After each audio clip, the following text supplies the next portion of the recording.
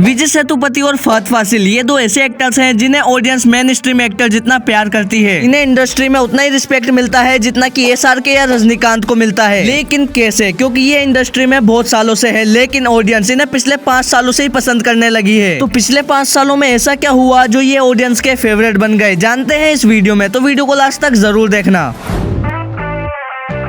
विजय सेतुपति और फहद फासिल दोनों different film industry से आते हैं, इसीलिए इन सम केसेस इनके फेमस होने के सिनेरियोज अलग अलग हैं। अगर फहद फासिल की बात करें तो इन्होंने 2009 से 2014 तक टोटल 26 मूवीज दी थी, जिसमें से 13 मूवीज हिट या सुपरहिट, बाकी फ्लॉप या एवरेज रही। और ये जो मूवीज थी इनमें फहद फासिल लीड रोल में थे, इसलिए ये अपनी इंडस्ट्री के होम स्टेट्स लाइक केरला और तमिलनाडु में अच्छे खासे पॉपुलर हो रहे थे। फिर 2014 में आती है बेंगलोर डेज। ये इनकी फर्स्ट मूवी थी जिसने वर्ल्ड वाइड 45 करोड़ का कलेक्शन किया था। 2014 से लेकर 17 तक इनकी मूवीज अच्छा खासा कलेक्शन कर रही थी, लाइक 20 से 30 करोड़। फिर 2017 में आती है वेलाइकरन और ये मूवी 85 करोड़ का कलेक्शन करती है। लेकिन यहाँ तक ये हिंदी ऑडियंस के बीच पॉपुलर नहीं हुए थे, क्योंकि 2009 से पुष्पा तक इनकी जितनी भी मूवीज आती थी उनका एवरेज कलेक्शन 40-45 करोड़ ही होता था, और 80% कलेक्शन तो केरला या तमिलनाडु से ही होता था। और इस टाइम पे बाकी मूवीज 100 से 300 करोड़ तो आराम से कमा लेती थी। भारत के अंदर इस वक्त में मलयालम मूवीज को कोई देखना ही पसंद नहीं करता था, क्योंकि मेजोरिटी ऑडियंस या तो बॉलीवुड या सिर्फ बाहुबली को पसंद करते थे। और इवन अगर मैं तुमसे पूछूं कि 2015 तक की कोई 3 फहद फासिल की मूवीज के नाम बताओ तो तुम में से ज्यादातर लोगों को नहीं पता होगा। इंडिया में मलयालम मूवीज का क्या हाल हुआ करता था, इस बात का अंदाजा हम इससे भी लगा सकते हैं कि 2017 में आई वेलाइकरन, जिसने 85 करोड़ कमाए थे, जिसमें से 45 करोड़ तमिलनाडु के थे और 12 करोड़ फॉरेन कंट्रीज के। और इसी वजह से फहद फासिल को ऑडियंस नोटिस नहीं कर पाई। और वहीं बात करें विजय सेतुपति की, तो 1996 से लेकर 2010 तक ये साइड रोल्स या छोटे मोटे रोल्स ही करते थे। 2010 में इन्हें पहली बार अपने टैलेंट के दम पर लीड रोल मिलता है। 2010 से 2017 तक इनकी मूवीज देखें तो इनकी मूवीज की फाइनेंशियल कमाई फहद फासिल की मूवीज जितनी ही होती थी। और इस वक्त तक विजय सेतुपति अपनी एक्टिंग की वजह से नोटिस किए जाने लगे थे, क्योंकि 2012 में ही उन्हें पिज्जा के लिए बेस्ट एक्टर का अवार्ड मिल चुका था। फिर 2017 में आई विक्रम वेदा, जो कि ब्लॉकबस्टर रही, बट ये मूवी इतनी पॉपुलर नहीं हो सकी जितना ये डिजर्व करती थी। विजय सेतुपति की जो अच्छी मूवीज भी थी वो ज्यादा ऑडियंस तक पहुंच ही नहीं पाई, और इसका रीजन था कि पहले से ही एस्टेब्लिश्ड एक्टर्स लाइक विजय, रजनीकांत, NTR, प्रभास, इनकी मूवीज ही लोग ज्यादा देखते थे, इसीलिए विजय सेतुपति इतने पॉपुलर नहीं हो पाए। तो ये तो बात हो गई कि इतने सालों में दोनों के पास अच्छी एक्टिंग स्किल्स होने के बावजूद भी कैसे ये दोनों पॉपुलर नहीं हो सके। अब ये जानते हैं कि पिछले 5 सालों में ऐसा क्या हुआ जिससे ये ऑडियंस के फेवरेट बन गए।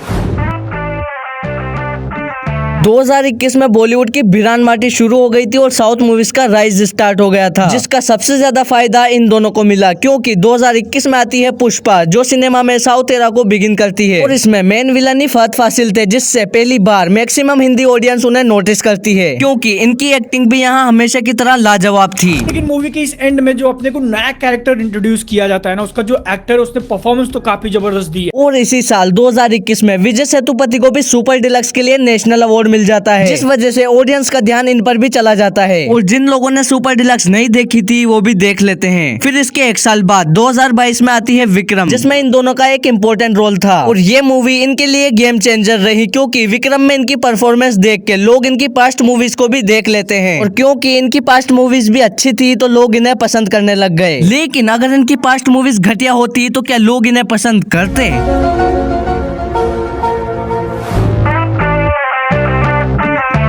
फहद फासिल एक मलयालम एक्टर है, और मलयालम एक्टर्स और डायरेक्टर्स का मेन मकसद लोगों से कनेक्ट करना होता है। फहद फासिल ने एक इंटरव्यू में बताया कि उनका मूवीज बनाने के पीछे का मेन मकसद होता है लोगों से कनेक्ट करके उन्हें एंटरटेन करना, और हाँ, पैसा कमाना भी होता है। बॉलीवुड के पास लार्जर देन लाइफ मूवीज बनाने के लिए इनफ मनी सोर्स अवेलेबल नहीं होता है, इसीलिए वो हमेशा ग्राउंडेड लेवल की मूवीज बनाते हैं ताकि लोगों से कनेक्ट कर जाए, और करती भी है। बॉलीवुड के पास बॉलीवुड या टॉलीवुड की तरह एक्टर्स की भरमार नहीं है, यहाँ कुछ गिने चुने एक्टर्स ही हैं, और जितने भी हैं सबके सब एक्टिंग में बाप लेवल का परफॉर्मेंस देते हैं, और उन्हीं में से एक है फहद फासिल। उनकी acting plus unique Malayalam movies ने ऑडियंस को इम्प्रेस करने में कोई कसर नहीं छोड़ी है। वहीं विजय सेतुपति एक तमिल एक्टर हैं। तमिल सिनेमा की एक खासियत ये भी है कि इनकी मूवीज में सभी कैरेक्टर्स बैलेंस्ड होते हैं। हाँ, सभी में तो नहीं, पर विजय सेतुपति की मैक्सिमम मूवीज में इन पे इतना ही फोकस रहा है जितना अदर कैरेक्टर्स पर। तमिल और मलयालम सिनेमा ये एक्टर्स की एक्टिंग स्किल्स देखकर ही उन्हें मूवीज देते हैं, ना कि उनके लुक्स देखकर, और इसी वजह से इन्हें अच्छी मूवीज में काम मिला, वरना तमिल सिनेमा और मलयालम सिनेमा अगर इनके लुक को देखकर इन्हें अच्छी मूवीज में काम नहीं देते तो ये आज इतने बड़े एक्टर नहीं बन पाते। वैसे ही जैसा कि बॉलीवुड में होता है। वरना तुम ही बताओ, नवाजुद्दीन सिद्दीकी को छोड़कर बॉलीवुड में कोई ऐसा एक्टर है जिसका स्किन टोन ब्लैक है और उसे मूवीज में लीड रोल मिलते हो? नहीं। लेकिन साउथ सिनेमा में ऐसा नहीं होता और यही इनकी एक अच्छी बात है, जिस वजह से फहद फासिल और विजय सेतुपति उभर गए।